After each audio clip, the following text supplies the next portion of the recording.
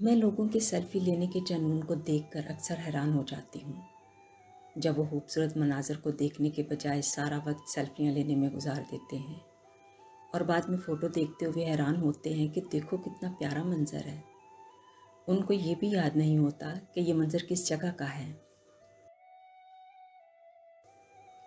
मैं फ़ोटोग्राफ़ी सीखने से पहले मनाज़र को फ़ोन कैमरे के बजाय आँख में कैद कर लेने को तरजीह देती थी।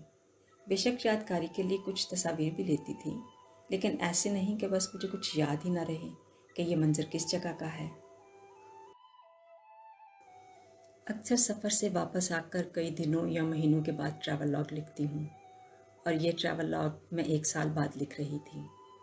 अगरचे ये ट्रिप मैंने कैमरे की आँख से ज़्यादा देखा, लेकिन जो मनाज़िर कैद किए उनको एग्जीक्यूट किया।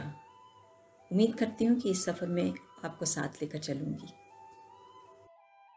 बात है 2019 अगस्त की, जब नारायण कागान की तरफ मेरा दूसरा सफ़र था। पहला सफ़र 2016 अप्रैल में किया था, जब नारायण कागान के पहाड़ बर्फ़ की चादर उतारने के लिए तैयार होते हैं। ये ट्रिप सर्द मौसम की वजह से कुछ खास नहीं था, लेकिन बर्फ़ के नीचे ढकी खूबसूरती जैसे कुछ कह रही थी कि गर्मी के मौसम में आना, और मैं आ गई। जैसे ही हम नारायण की हदूद में दाखिल हुए, पहाड़ों, आबशारों, सब्ज़े और बेहद शफाबख्श ठंडी हवा ने हमें खुशामदीद कहा। हमने गाड़ी का एसी बंद करवा दिया और खिड़कियां खोलकर ठंडी हवा और दिलकश नज़ारों से लुत्फ़अंदोज़ होने लगे। हमारी बुकिंग नारायण के एक होटल में थी और शाम 5 बजे के करीब हम अपने अपने कमरों में फ़्रेश होने के लिए चले गए। डिनर के बाद हमने चाय पीने के लिए नारायण के बाज़ार का रुख किया और कुनहार किनारे होटल पर चाय का ऑर्डर किया। यहाँ सयाहों का बहुत रश था, क्योंकि मैदानी इलाकों से कॉलेजेस और यूनिवर्सिटीज़ के साथ साथ यूथ भी छुट्टियाँ मनाने आई हुई थी।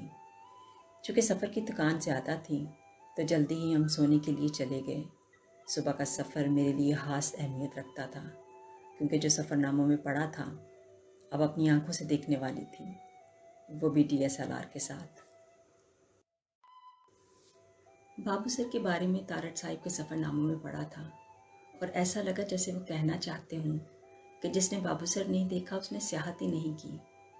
हम बाबू सर जाने के लिए बहुत पुरजोश थे। चूँकि उन दिनों सियाहों का बहुत रश था, तो गाड़ी में पेट्रोल डलवाने में हमें 1 घंटा लग गया। तब हमने ड्राइवर से कहा कि कल के लिए रात ही को ये काम कर लें, ताकि सुबह वक्त ज़ाया ना हो। मैं अब तक कश्मीर, सवात और मरी का सफ़र कर चुकी थी, लेकिन ये सफ़र मेरे लिए एक ख्वाब सा था। मैंने सोचा भी नहीं था कि बाबू सर की तरफ सफ़र इतना हसीन भी हो सकता है और दुनिया इतनी खूबसूरत भी हो सकती है। बुलंद बाला सब्ज़े से ढके पहाड़, वादियाँ, दरियाए कुनहार, आबशारें और बाबू सर की तरफ जाती हमवार सड़क। जब हम नारायण से निकले तो मौसम अच्छा था, लेकिन जैसे जैसे आगे बढ़ते गए हवा ठंडी होती गई, लेकिन बड़ी मालूम हो रही थी। रास्ते में वो जगह भी आई जहाँ लैंडस्लाइडिंग की वजह से एक बड़ा हादसा भी हो चुका था। एक तरफ पहाड़ था और दूसरी तरफ ढलवान। किसी बड़ी आबशार से लैंडस्लाइडिंग हुई थी और आबशार का दहाना कई फुट बड़ा हो गया था। पानी तेज़ी से नीचे की तरफ आ रहा था, जहाँ पर मकामी लोग सयाहों की गाड़ियाँ बहिफाजत निकालने के लिए मौजूद थे। हम मैदानी इलाकों वाले एक दूसरे से आगे निकलने के चक्कर में अक्सर नुकसान उठाते हैं। चंद फीट एडवेंचर वाला रास्ता बहिफाजत तय करने के बाद फिर से नज़ारों से लुत्फ़अंदोज़ होने लगे। गाड़ी में मौजूद सब लोग खामोश थे। सबकी नज़रें खिड़कियों से बाहर झांक रही थीं। न जाने कौन किस ख्याल में मगन था। एडवेंचर का अपना मज़ा है, और हमवार रोड पर दिलकश मनाज़र को देखना और माजी में चले जाना या फिर मुस्तकबिल के ख्वाब देखने का भी अपना अलग मज़ा है।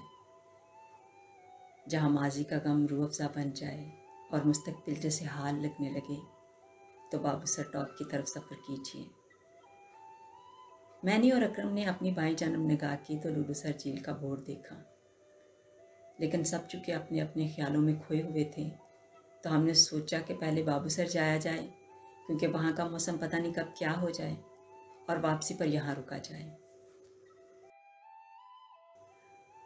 अब हवा इतनी ठंडी हो चुकी थी कि माजी और मुस्तकबिल में रहते हुए सब ने आहिस्ता आहिस्ता गाड़ी की खिड़कियां बंद करना शुरू कर दी। हम अपने अपने हाल में तब वापस आए जब गाड़ी एक टीले पर जाकर रुकी। गाड़ी से उतरते ही 3-4 ठंडी हवा के झोंकों ने हमें अपने साथ लाए गर्म कपड़े पहनने पर मजबूर कर दिया। हमने तकरीबन 2 घंटे से ज़्यादा का सफ़र किया था और अब हमें चाय की तलब हो रही थी। पार्किंग के आसपास कई चाय पकौड़े वाले ढाबे थे। वॉशरूम जाने की भी ज़रूरत थी। जैसा कि मैं अक्सर कहती हूँ कि नॉर्दर्न एरियाज़ में टूरिस्ट पॉइंट्स का फ्लश सिस्टम नहायत नाकस है और चाय के ढाबों पर भी सफाई का इंतज़ाम ना होने के बराबर है।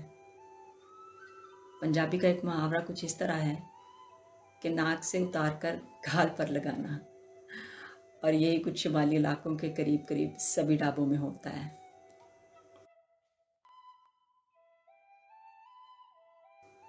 हमारे साथ गए लड़कों ने एक ढाबे पर हल्ला बोल दिया। ढाबे के मालिक से चाय के कप पकड़कर खुद धोए और चाय पकौड़ों से बाबू सर की ठंडी हवा में लुत्फ उठाया। और इसके बाद मैंने जो मंजर देखा, मालूम नहीं कि मनोअन उसको बयान कर पाऊंगी भी कि नहीं।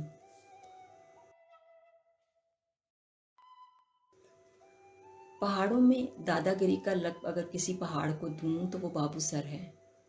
आग के इर्द गिर्द वसी और इस पहाड़ अपनी अपनी डहलवानों के साथ ताहदे निगाह एक के पीछे दूसरा पहाड़ हैबतनाक डहलवानों के साथ खड़ा खुदा की अजमत का मुंह बोलता सबूत है। बाबू सर को क्या अल्फाज दूं? पहाड़ों का एक बारोब जमगट्ठा जैसे कह रहा हो, हम हैं बाबू सर के पहाड़। नाम तो सुना होगा।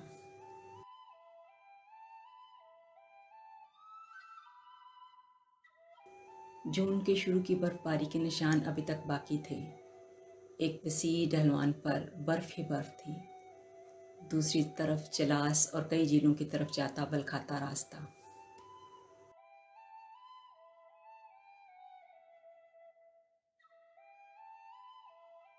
बाबू सर टॉप पर एक नज़ारा जिसे अक्सर सयाह सेल्फी में मगन होकर सिर्फ पस मंज़र के लिए इस्तेमाल करते हैं और इस पर तवज्जो नहीं देते। वो हैं गुलाबी लहलहाते फूल। ये फूल सिर्फ चंद हफ्तों के मेहमान होते हैं। 3 से 4 इंच लंबे गंदम के सिट्टे की साथ के ये फूल जब हवा में लहलहाते हैं तो बाबू सर की हैबत जैसे अटकेलियाँ करती हो। मैं वीडियो बनाने से पहले इनको कुछ देर यूं ही देखती रही।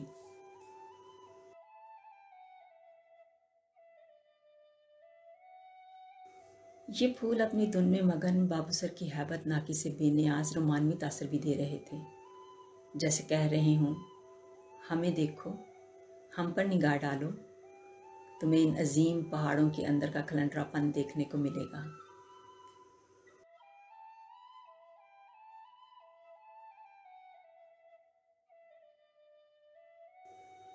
बाबू सर टॉप को अगर मैं एक जुमले में बयान करूं तो वो कुछ यूं होगा, बेइंतहा वसअत, बुलंदी ही बुलंदी और ना खत्म होने वाली गहराई का इम्तिजाज।